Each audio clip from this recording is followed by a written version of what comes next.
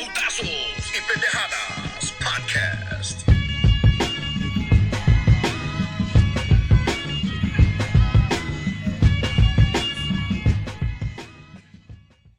Welcome back, everybody. We had some good cards Friday night with Top Rank on ESPN and both Matchroom and Queensberry on the Zone Saturday afternoon. Let's get into it. David, out of both of those, man, which one did you like better? We had two great fights. We had two great main events this weekend. Which did you like? Which one was the fight of the weekend for you?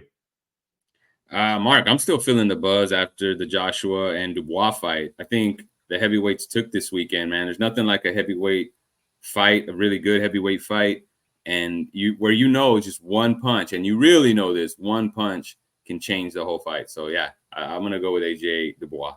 It was an exciting fight. I was at work watching it during the day, I really couldn't keep up with much of the card. I wanted to see Warrington because I'm a fan of his.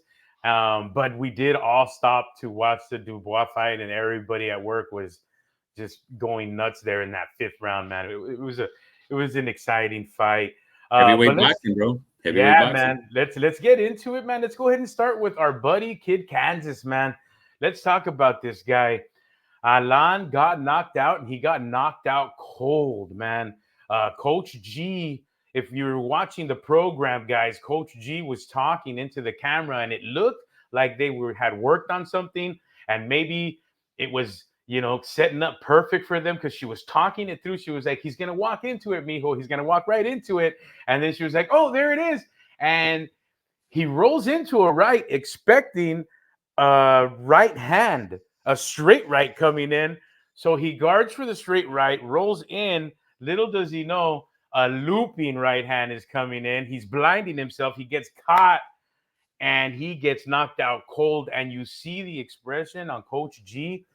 I mean, one, she probably felt like she guided him into that mess. Two, that's one of her favorite fighters. They're like a family. We've been around them, David. She was disappointed, man. I was disappointed. I like the guy. This is what happens. Coach G is ridiculously sad. I think both of them will probably go back to the drawing board there. I feel bad for him, David. It's a devastating knockout. I don't know if he's going to be able to climb back and become a world champ if he sticks with Coach G. I'm sad to say that, but I do think, we've been around the boxing scene a little bit. I'm not saying we're the best out there, but I've heard people say that she's just, he needs to move on. What led to the knockout it's even more basic than that. He's getting ready to throw his right hand, and he's doing this. He drops that left. If you look at it, he drops the left hand, and it's by his waist by the time that glove hits him on the chin. And Mark, that's just a fundamental boxing 101. We see a lot of fighters do this. Inoue got dropped by Nettie. He got caught by Nettie a couple of times doing the same thing. Devin Haney does it a lot when he jabs. When he jabs, he throws he drops his right hand.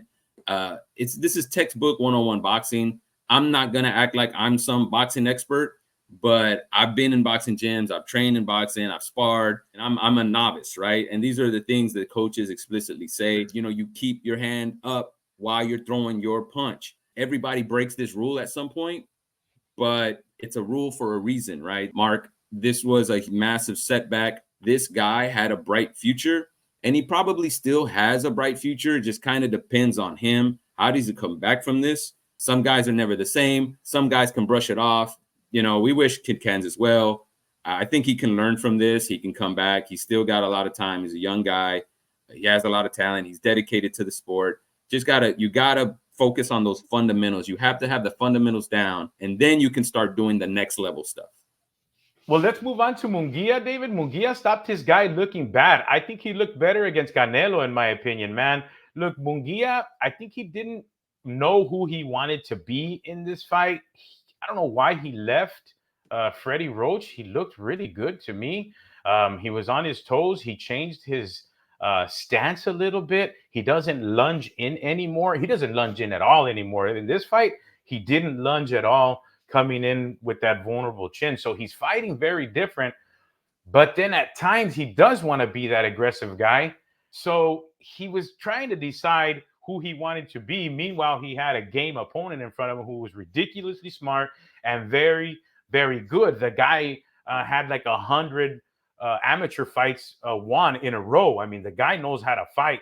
It was an exciting fight because you had Munguia behind and then trying to figure out who he was to try to come in. And then you had Chavez out there screaming for, him to push him and motivate him and become that come forward Mexican fighter. It was a great fight, but Munguia needs to find out who he is. Munguia needs to find another trainer than Terrible Morales. I don't think they're married to each other right now. I think Munguia doesn't know what he wants to do. I think I saw some pictures of him out there with Jay Panda as well. I would like that marriage. That would bring something different. And I think maybe Panda could put it all together.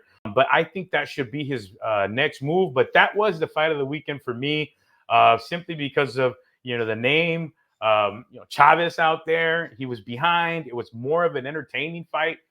The Dubois fight was a little bit one-sided to me. We'll get into that one later. But I think this was fight of the night, David. What do you think?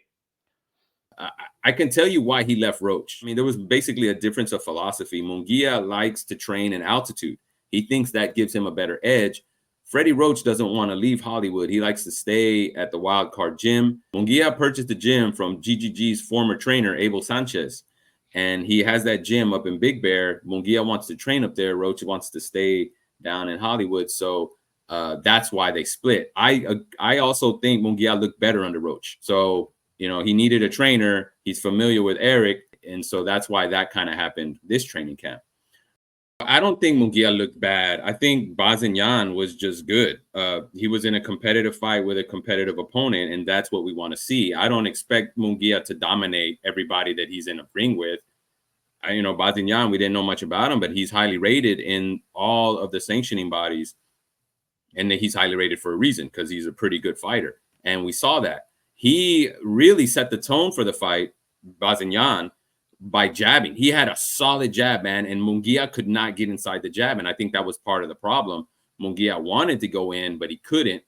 Banzinyan kept him at range with that strong jab, and he had a really solid base, Mark. If you saw Banzinyan, Munguia couldn't push him back because he held firm in his stance, and when he would punch from a strong base, and you couldn't move him or get in on him. So Munguia had trouble going in. Banzinyan came to win in this fight, and I was a little surprised. I knew he was a decent fighter.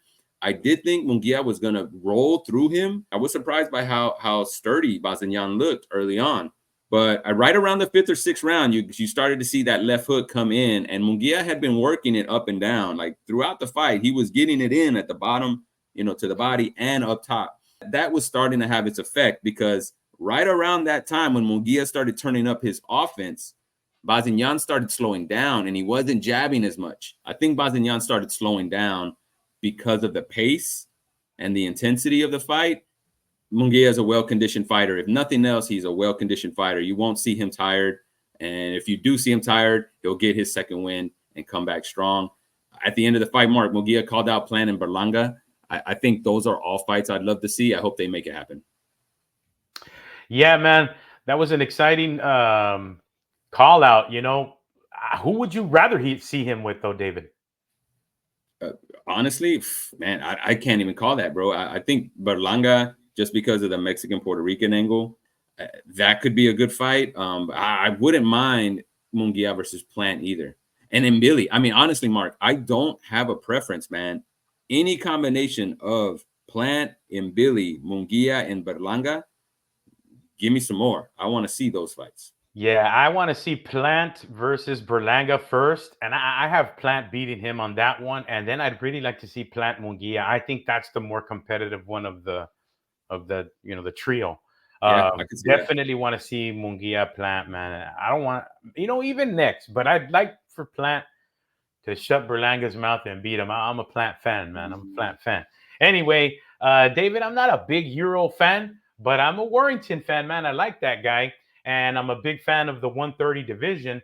I watched this one.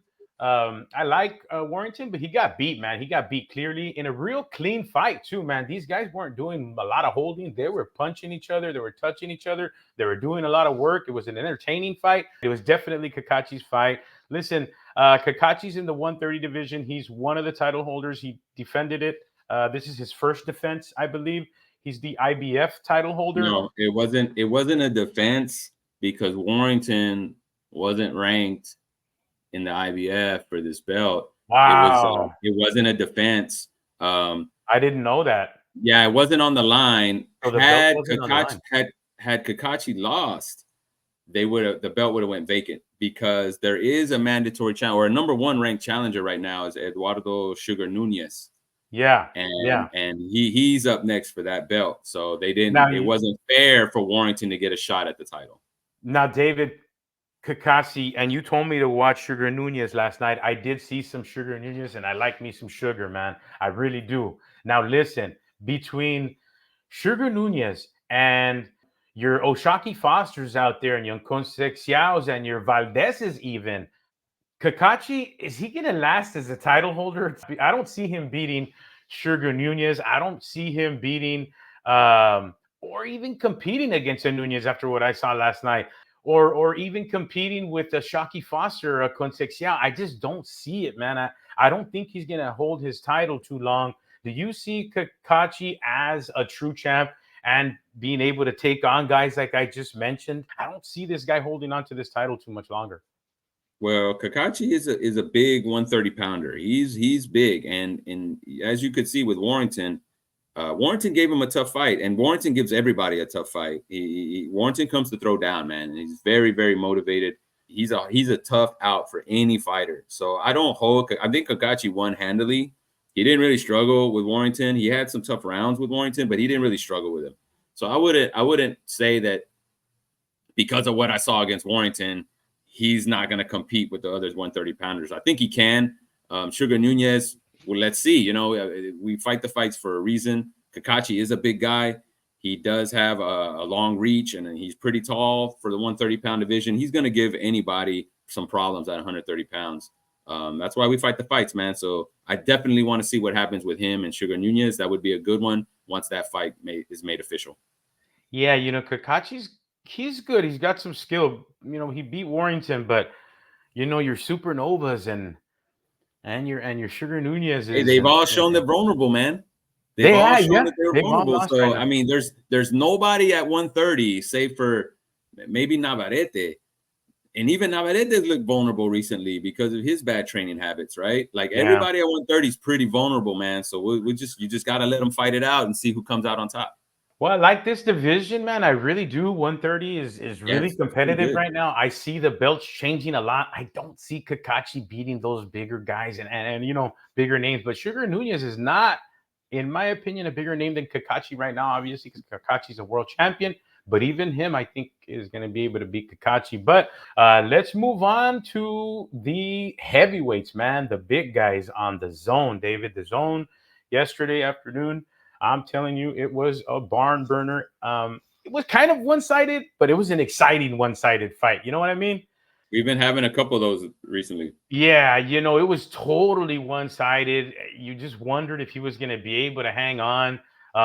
You know, the referee there, a lot of people were thinking the referee was kind of giving him a bunch of chances. But in my opinion, man, AJ, he got caught in the first round and he just never recovered. That second round was super sloppy. And I was thinking that it was going to be kind of a crappy fight. And I'm that boxer fan at the work office that tells everybody about boxing fights and, oh, this is going to be good. And then I was going to look like a schlub. But they picked it up again in the third. It got really exciting. And then, you know, the fourth came, it was excited. And then the fifth round, man, AJ shows who he really is. He bit down and came back and knocked his opponent silly. And when he was going to come in for the kill, whoa, you know, everybody jumped off their seats. He gets dropped. AJ's been in a lot of these, in my opinion. It just seems like he's been in a lot of these wars where he's coming back and forth. He's an older guy, man. What do you think, David? I mean, does he continue with his career? He's a Hall of Famer already right now. The fans absolutely adore this guy. Did you hear how they cheered for him afterwards? I mean, this guy is beloved, but I don't think he needs to. He's made a whole bunch of money, probably more money than most boxers ever. I think he should just retire, man. This was a really tough one. But he didn't need to go through this anymore, man. What's your opinion?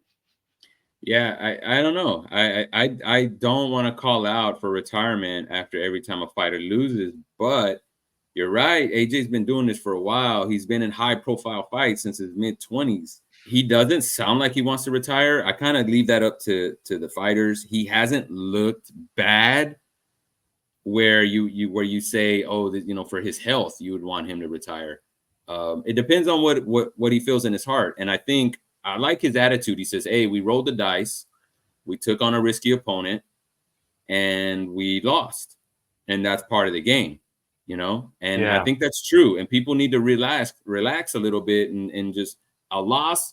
Every loss isn't a big deal. Just like with Alan Garcia. It was a massive setback, yes, but it's not the end of the road. And I don't see that for AJ either. I think he can come back from that. There were some things in there, Mark, that it puzzled me the way he came out, right? Like from the very first round, AJ had his hands by his chest. It's almost he was fighting old school, like the old school Marcus the Queensberry guys, the fucking leprechauns with their hands like this. He had his hands down and his chin, he was just like just sticking his chin out. Why are we doing this in 2024? Right? Like you're a world-class fighter and you have your hands here and your chin out. He wasn't even tucking his chin in. I'm just confused by that from the beginning. That really threw me off. And even though I thought AJ was going to win this fight by KO, Mark, I always recognized Dubois was a threat. I said it every single time. He is a live dog. But I just don't understand what the strategy was with AJ and Dubois. I also another thing that got me confused was AJ moving backwards. Why would you move backwards? I mean, Dubois is about the same size as AJ, at least on paper. But if you look at them in the ring, AJ was the taller, bigger man. And so why would you let that guy pressure you back? Like, I don't understand. You either stand your ground or you force him back on your own. Dubois' jab was much better from the start. It was crispier. It was snappier. And he looked fearless in there. He was not intimidated by AJ at all. He wasn't intimidated by the moment. I think the biggest problem with AJ was his defense. He had no defense in there. He had no idea how to deal with the punches. He just looked totally unprepared. I don't know where he goes. I think a rematch with Dubois, that could be a thing. He could also make a comeback, but he's 34 years old. I'm not sure if he has a lot of time left for a 2 or 3 fight rebuild.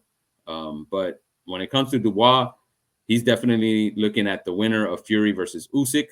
But, if Fury wins that rematch with Usyk, there's probably going to be a third fight between them. So I don't know if Dubois would be willing to wait for that third fight too.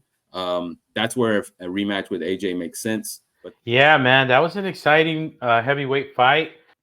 Gosh, Dubois, yeah, man. Oh, I didn't say enough about him. Go ahead.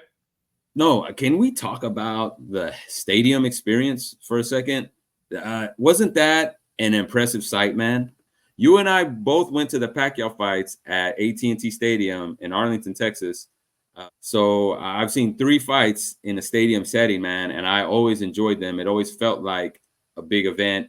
And just watching that on TV, man, I wanted to be a part of it, Yeah, David, they had a 3-hour concert. I don't know if it was before the event or after the event, but I have, I have a whole bunch of channels with that Fire Stick.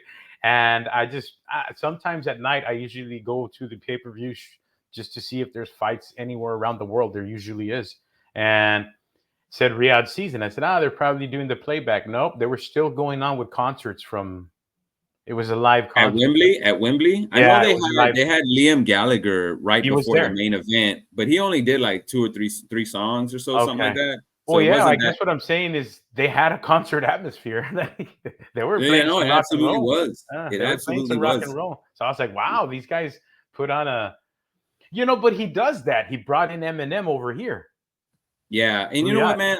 I would rather they save the concert for later. Let the boxing fans who are there for boxing watch the boxing, and if you want to stay and be a part of the live performance, then you can catch that afterwards. But I see what he's trying to do. He's trying to make what it seems to me, man. I saw him.